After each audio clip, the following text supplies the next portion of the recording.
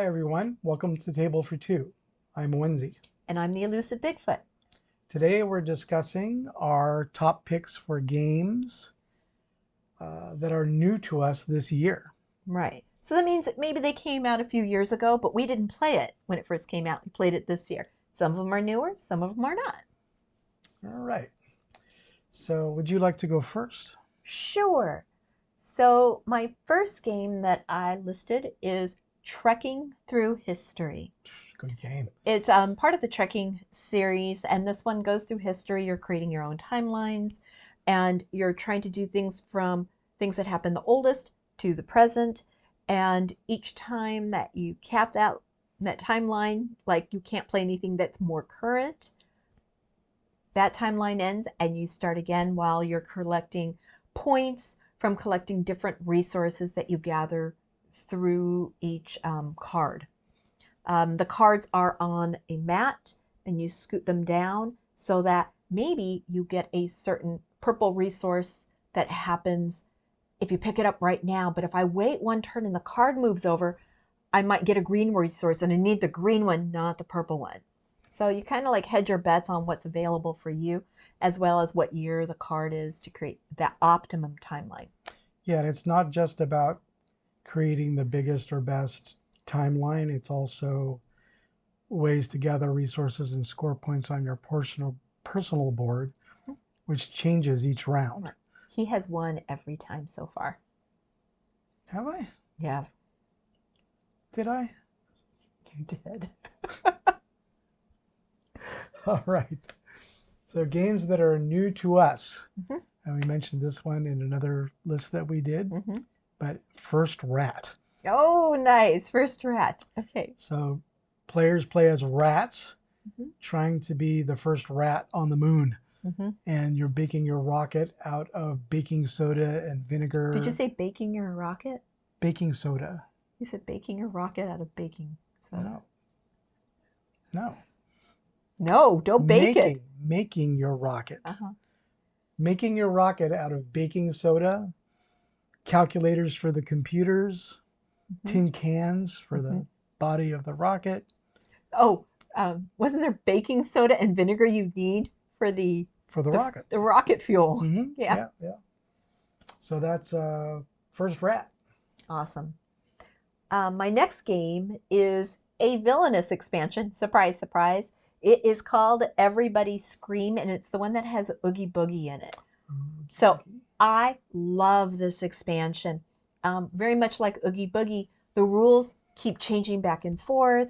You get to roll dice to help you decide whether or not you get that power or not. That is Everybody Scream, Oogie Boogie. And of course, because it's a villainous expansion, it goes with the other villainesses that are from the Disney Pixar line. It's hard not to have fun with villainous. It is. It's good. All right. My next game up on the list is Cat in the Box. Right. I almost listed that.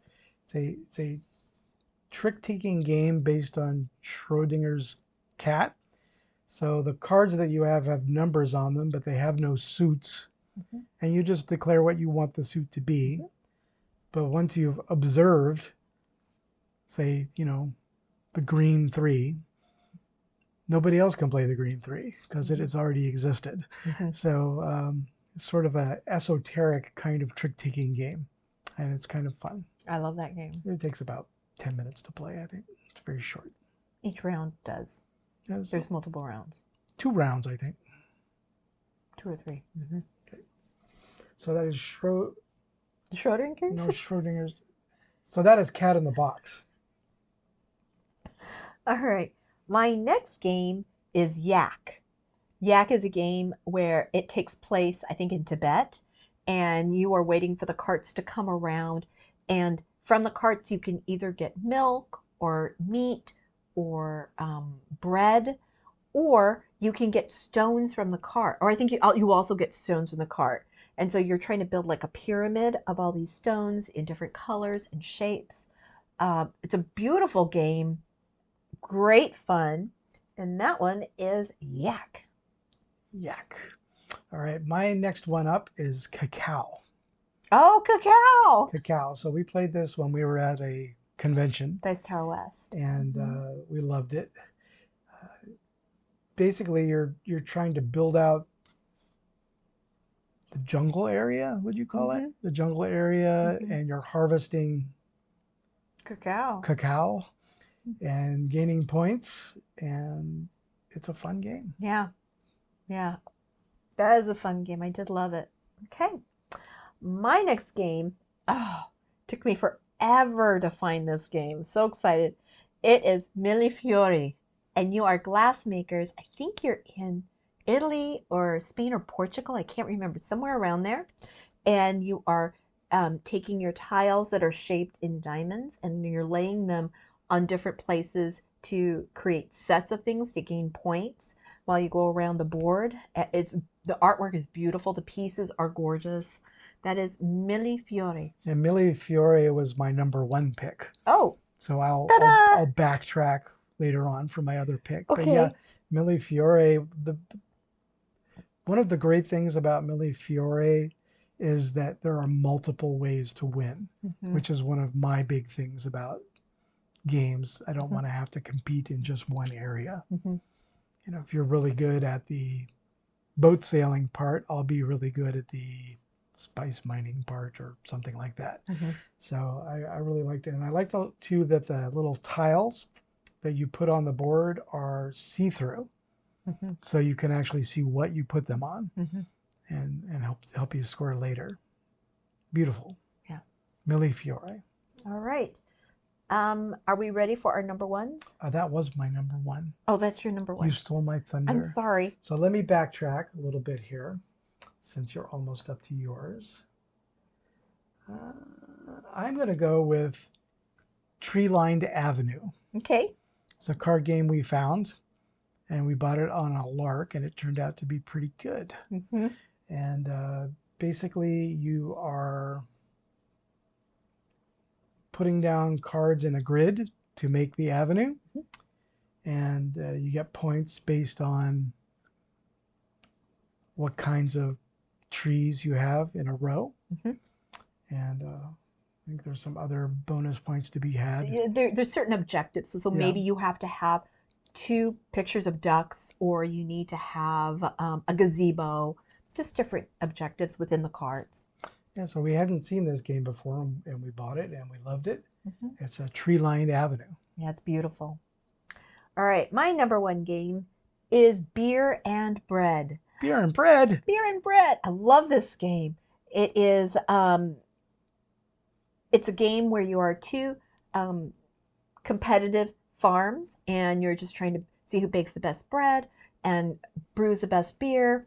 You get a hand of cards. The first time that you draft your cards, it's going to be the cards you're going to choose to play, whether you're playing for ingredients or you're playing for resources. Resources or different powers. And then the second phase of it, you pick up your cards, and then now you're going to only be playing the cards that you chose to use as resources. And then you can choose the same thing again. Do you want to play as resources again, or for the powers? So great game. It's a 2-player only, and that is Beer and Bread. It also has a little bit of variability in it, that the rounds are broken up by fruitful years and dry years. I think they called it dry. Dry years and fruitful years. So you have to kind of plan your strategy based on which kind of years is coming up. When you have, I think, the fruitful years, you get more resources to choose from. And if you run out of resources, unless you have a card that will give you that resource, even if it's unavailable, that's it. So. All right. So that was your number 1 pick. That was my number 1 pick. Beer and Bread. All right. And my number 1 pick was new to us this year was Millefiori. Right. And so that is our top lists of new to us this year. Yes. With a number 1 thrown in for good measure. Until next time, I'm Onezie. I'm the Elusive Bigfoot. Thanks so much for watching. Oh, and please drop in the comments if there's any games that you found new for you that we should take a look at. All right, thanks so much. Bye-bye.